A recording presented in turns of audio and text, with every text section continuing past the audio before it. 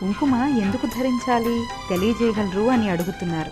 కుంకుమం శోభనం దివ్యం సర్వదా మంగళప్రదం ధారణేనాస్య శుభదం శాంతిరస్తు సదా మమ అని ఈ శ్లోకం చెప్పుకుంటూ సనాతన ధర్మంలో ఉండేటువంటి హిందువులు కుంకుమను ధరించాలి అని మన ధర్మం చెప్తుంది.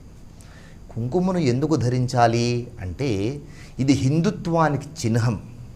నీవు హిందువు అని తెలియజేసేటువంటి సింబాలిజం కుంకుమ ధరించడం. అసలు ఏ నుదుట అయితే కుంకుమ ఉండదో అలాంటి నుదురు శ్మశానంతో సమానము అంటారు పెద్దలు. కనుక కుంకుమను విధిగా ధరించాలి. కుంకుమ ధరించడం అనేటువంటిది మన ధర్మానికి ప్రతీక. అంతేకాకుండా కుంకుమను ధరించినటువంటి వ్యక్తి నేను నిజాయితీగా ఉంటాను అని చెప్పేటువంటి ఒక సింబాలిజం కూడా కుంకుమను ధరించడంలో ఉంది. కుంకుమను ధరిస్తే దానికి నువ్వు కట్టుబడి ఉంటావన్నమాట. నేను ఏ మోసాలు ఏ దురాగతాలు లాంటివి చేయకుండా ఇదిగో ఇది నా ధర్మానికి సంకేతం, అలాంటి సంకేతాన్ని నేను ధరించినాను కనుక నేను చాలా నియమబద్ధంగా ఉంటాను అని పరోక్షంగా తెలియజేసేటువంటి సంకేతమే కుంకుమను ధరించడం. ఇప్పుడు సందేహం వస్తుంది, ఏమంటే మరి కుంకుమ ధరించినటువంటి వాళ్ళందరూ ధర్మంగానే ఉన్నారా అంటే అది వేరే విషయం. కానీ ధర్మం మాత్రం ఈ విధంగా మనకు తెలియజేస్తుంది. ఇంతేనా అనంటే దీని వెనకాల సైంటిఫిక్ కారణాలు కూడా ఉన్నాయి. మన శరీరంలో 72,000 నాడులు ఉంటాయమ్మ. దీన్ని మనకు స్వరశాస్త్రం అనేటువంటి శాస్త్రం తెలియజేస్తుంది. మనకు ఎన్నో శాస్త్రాలు ఉన్నాయి.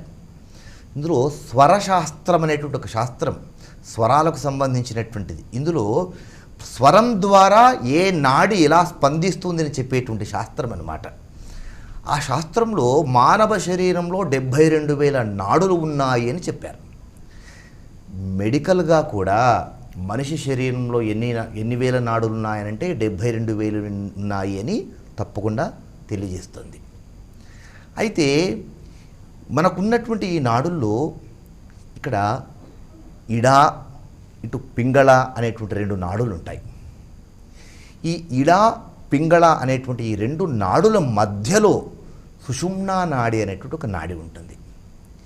ఇది యాక్టివేట్ అయితే కనుక మనిషి నిర్మలంగా సంతోషంగా ఉండగలుగుతాడనమాట.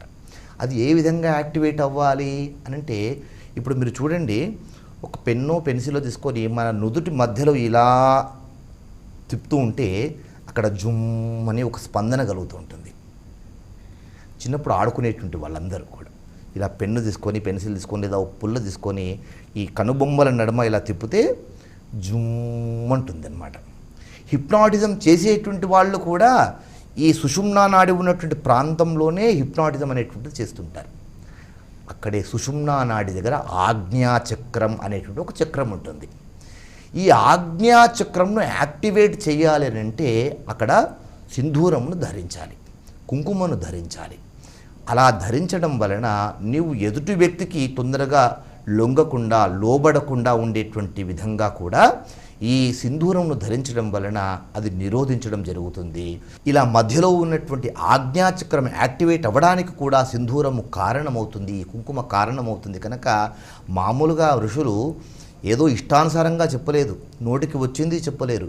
వారు చెప్పినటువంటి ప్రతి చర్య వెనుక కూడా ఒక కారణము, ఒక సైంటిఫిక్ కారణం అనేటువంటిది ఉంటుంది. కనుక ఈ విధంగా కుంకుమను ధరించడం వెనుక ఉన్నటువంటి ఆంతర్యం ఈ విధంగా ఉంటే కుంకుమ ధారణ అనేటువంటిది మన ధర్మానికి సూచనగా కూడా మనము చెప్పుకోవచ్చు. అందురీత్యా కుంకుమను హిందువులు తప్పకుండా ధరించారు.